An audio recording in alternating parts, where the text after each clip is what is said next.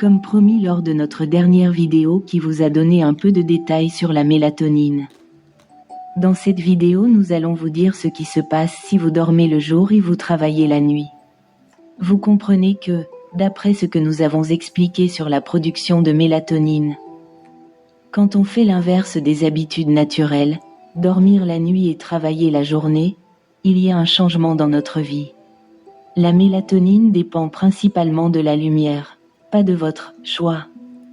Notre cerveau possède une horloge interne appelée rythme circadien, réglée principalement par la lumière naturelle, l'obscurité, la régularité des horaires. Même si nous décidons de dormir le jour, notre cerveau est biologiquement programmé pour produire plus de mélatonine la nuit. Cependant, il existe une capacité d'adaptation partielle. Chez un veilleur de nuit, adaptation possible, mais rarement parfaite si une personne travaille la nuit et dort le jour.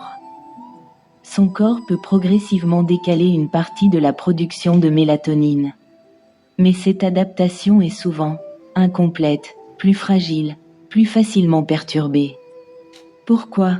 Parce que la lumière du jour, même à travers les paupières, envoie un signal puissant au cerveau pour réduire la mélatonine.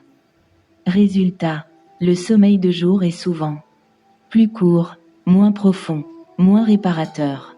Effet biologique du sommeil pendant la journée. Dormir pendant la journée n'est pas toxique en soi. Mais cela peut avoir des effets négatifs à long terme si le rythme est mal stabilisé.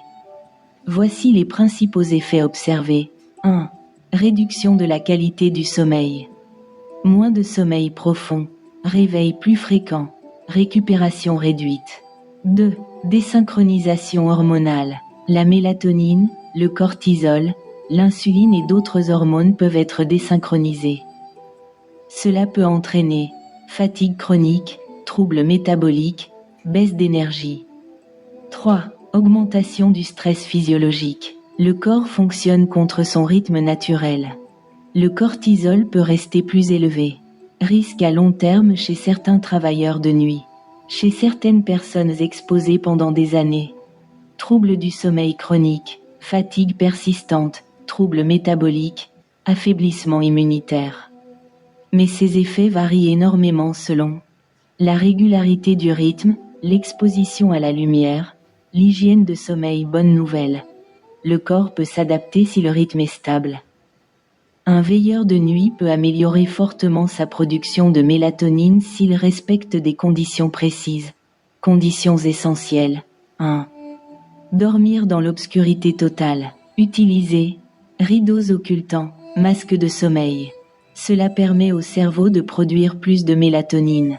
2. Garder des horaires fixes. Dormir et se réveiller à la même heure chaque jour.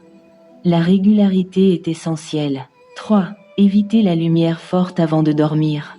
Porter des lunettes filtrantes ou réduire la lumière. 4. Exposition à la lumière pendant la période d'éveil. Cela aide à resynchroniser le rythme. Conclusion importante. Oui, la mélatonine peut s'adapter partiellement au rythme d'un veilleur de nuit ou d'une autre personne qui ne dort que la journée pour s'occuper d'autre chose la nuit. Mais l'obscurité reste le facteur dominant.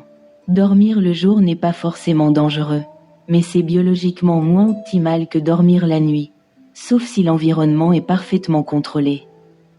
Le facteur le plus important n'est pas l'heure absolue, mais l'obscurité pendant le sommeil, la lumière pendant l'éveil, la régularité.